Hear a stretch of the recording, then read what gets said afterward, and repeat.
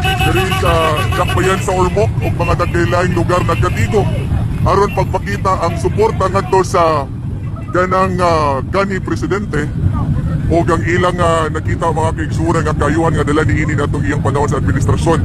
Karon mga kaigsunan nakita nato nga gikan sa dakbayan sa Ormoc ug sa nagkailaing lugar sa dakbayan ilang nagkaiusa diri sa Ormoc City Plaza. Kaganina doon nitabo nga prayer rally ug karon pagkahimuon ng usa ka unity ride sa nagkailaing mga supporters ni Presidente former Presidente Rodrigo Roa Duterte.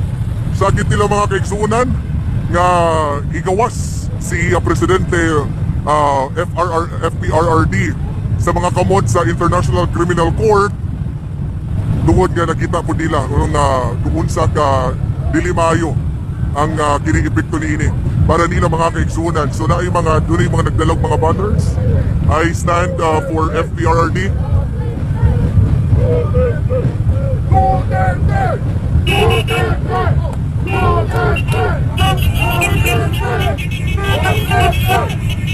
I stand with PRRD ang ilang sakit mga kaigsunan.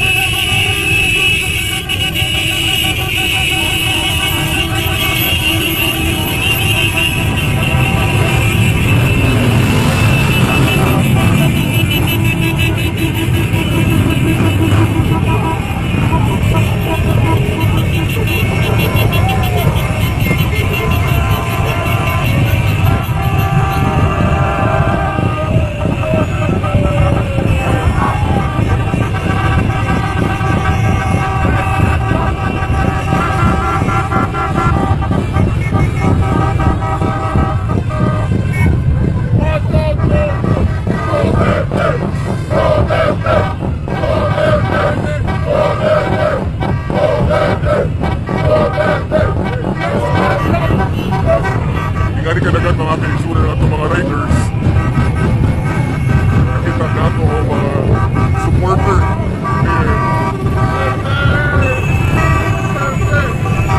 Wala, nagsugod ng mga kaigsunan.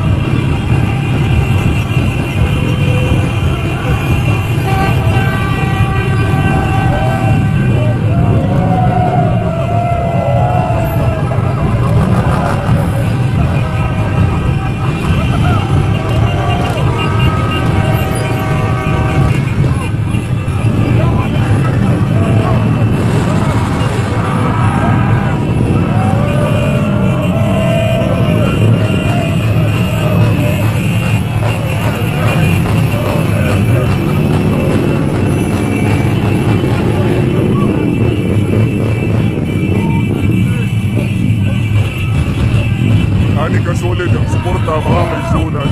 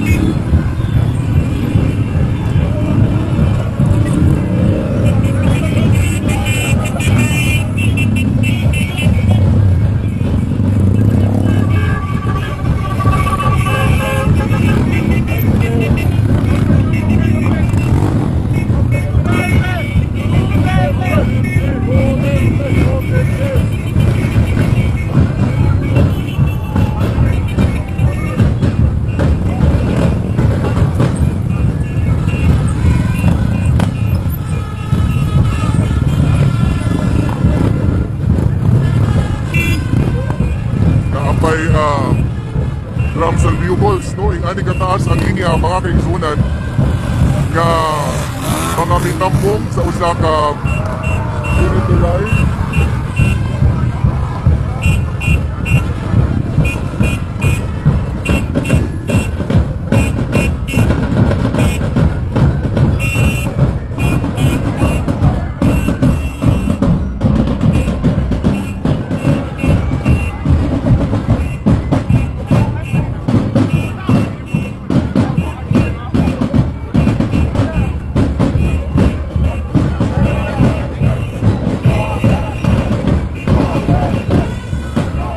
Dili lang mga rider, ikuyog, pati mga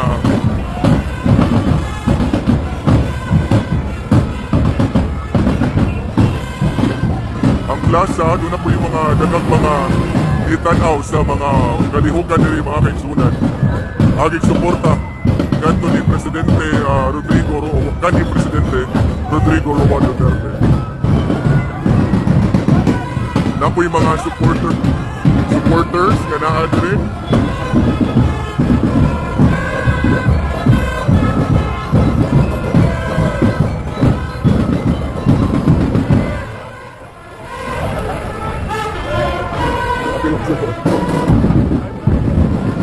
Okay.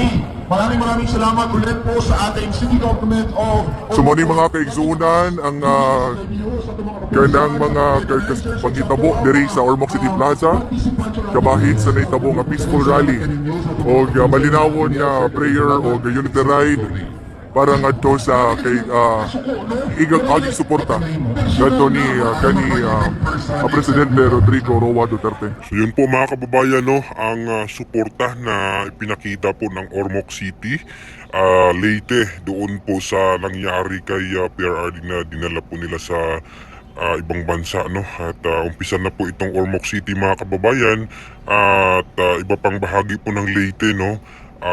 Kumilos na po sila, samantalang sa kabilang side naman mga kababayan sa Tacloban City kahapon din at kagabi ginanap yung kanilang alyansa rally mga kababayan. So sinabayan po nila mga kababayan, no, ang alyansa rally ng Marcos administration na nandun sa Tacloban at sa kabilang side naman sa Ormoc itong unity ride, no, or ginanap na caravan or motorcade sa Ormoc City at meron pang pre-rally, may candlelighting po sila doon din para pagsuporta sa kay dating Pangulong Rodrigo Duterte. Matatandaan mga kababayan na sinabi po mismo ni Congressman Richard Gomez na malaking tulong yung ginawang war on drugs, no, ni Pangulong Duterte sa kanilang lugar dyan sa Ormo kasi nga po ay talagang talamak din po yung mga ipinagbabawal na gamot doon. Pero nung naupo si PRRD ay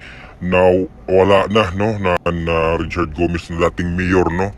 Siya po yung dating mayor at ngayon naging congressman at si Mayor Lucy Torres na po yung pumalit sa kanya mga kababayan. Dito naman sa Tacloban mga kababayan, sana lang yung mga taga-Tacloban ay hindi po nila makalimutan or nakalimutan yung kabutihang ginawa ni President Duterte noon, no, nung mayor pa siya noong 2013 nung humagupit yung Yolanda doon na yung unang tumulong sa kanila, binitbit yung kanilang mga resources doon sa Davao City.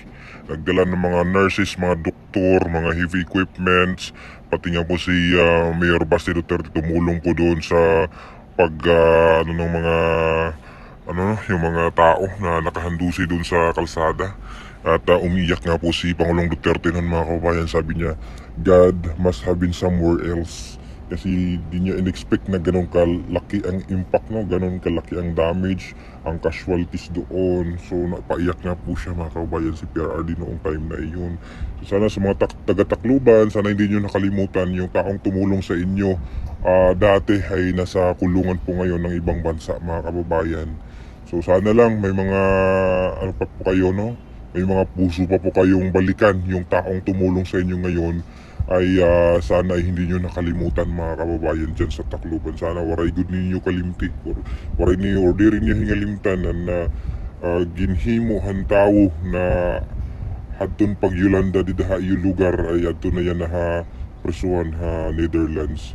So yun po mga kababayan, hindi naman sa naniningil ng utang na loob, no, pero sana may konsensya pa po yung iba dyan or mga taga-Tacloban. Huwag kayo magpadala doon sa mga pasinungalingan, no? Mga flowering words ng mga kandidato. Nandun na yan dati pa. Yung iba dyan, senador na po yan mga kababayan nung time na yun. So babalik na naman sila ngayon. So sana wag nyo kalimutan mga kababayan, yung taong tumulong po sa atin, sa inyo dyan sa Leyte. Ayan, so maraming salamat. God bless po sa ating lahat.